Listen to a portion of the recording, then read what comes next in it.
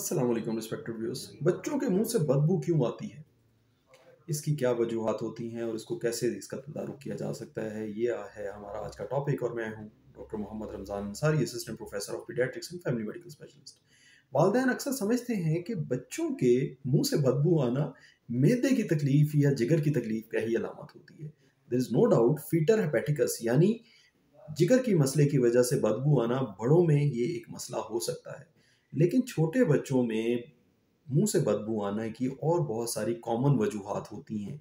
वो क्या वजूहात है? नंबर एक, शीरख्वार बच्चों में, जिन बच्चों के अभी तक दांत नहीं आए, आपने रात के वक्त आप फीडर भी उसको बॉटल फीड दे रहे हैं। बॉटल फीड ज़्यादा बदबू पैदा करता है, मदर फीड जो है उसकी प्लेजेंट स्मेल रहती है, वो उस तरह से बदबू पैदा नहीं करता।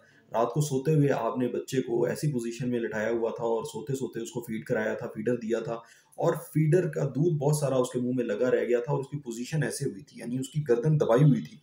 तो इस हालत में वो जो बचा हुआ दूध उसके मुंह में के अंदर रह जाएगा, वो बदबू पैदा करेगा। वजह नंबर एक। तो इसलिए कोशिश आपको ये करनी का चाहिए कि रात के वक्त, जिस वक्त बच्चे को दूध पिलाएं, इसका हल ये है कि रात के वक्त जब दूध पिलाएं बच्चे को, तो आप बच्चे भी अच्छी तरह से जाग रहा हो, माँ भी अच्छी तरह से जाग रही हो, और बच्चे का सीना ऊपर करके, ऊंचा करके, सर ऊंचा करके, यानी मेरे ये लेफ्ट हैंड पे जो है वो बच्चे का सर है, सीना है, और राइट हैंड उसका बॉटम है, और फिर आप बच्चे को जो है वो दूध पिलाएं। यानी उसको काफ़ी सारा जो है वो अपराइट पोस्चर में बिठा के, लिटा के उसको दूध पिलाएं, और उसके बाद उसको कंधे से लगा के डिकार दिलाएं, ताकि उसके मुंह के अंदर या गले के अंदर किसी कोई भी दूध लगा रह ना जाए।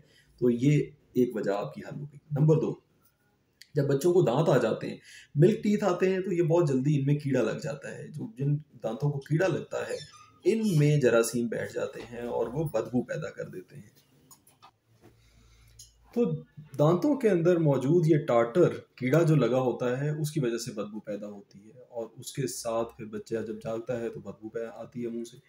फिर कुछ बच्चों को टॉन्सिल्स बढ़े हुए होते हैं, उनके गदूर टॉन्सिल्स या एडिनॉइड बढ़े हुए होते हैं, उनकी वजह से बदबू आती है। फिर कुछ बच्चों को नाक के नथनों की इन्फेक्शन होती है, या नाक की एलर्जी होती है, उसकी वजह से टर्बिनेट नाक के गदूद बढ़े हुए होते हैं, उसकी वजह से बलगम उन गदूदों के इर्द गिर्द हेल्ड हो जाता है। जब भी नेचुरल फिजियोलॉजी डैमेज होगी, जब भी नेचुरल फिजियोलॉजी तब्दील होगी, तो उस वक्त फिर प्रॉब्लम पैदा होगा। तो यही होता है इन बच्चों के साथ जिनको नाक की एलर्जी होती है। इनके टर्बिनेट्स के अंदर फिर बलगम फंस जाता है, उनके साथ बलगम, गदूदों के साथ बलगम फंसा रह जाता है, और वो बदबू पैदा करता है। जब भी फ्लो नहीं होगा इस बलगम में, तो बदबू पैदा करेगा।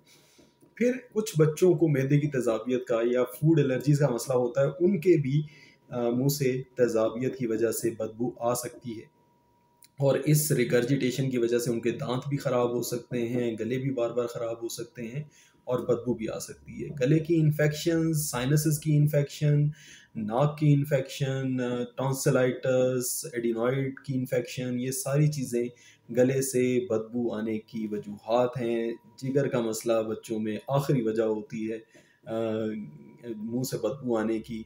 मुंह से बदबू जब भी आए तो इन सारी चीज़ों की तरफ सबसे पहले देखें, ना कि जिगर की तरफ आप जो है वो मरकूज़ हो जाएं और मैदे की तरफ मरकूज़ हो जाएं।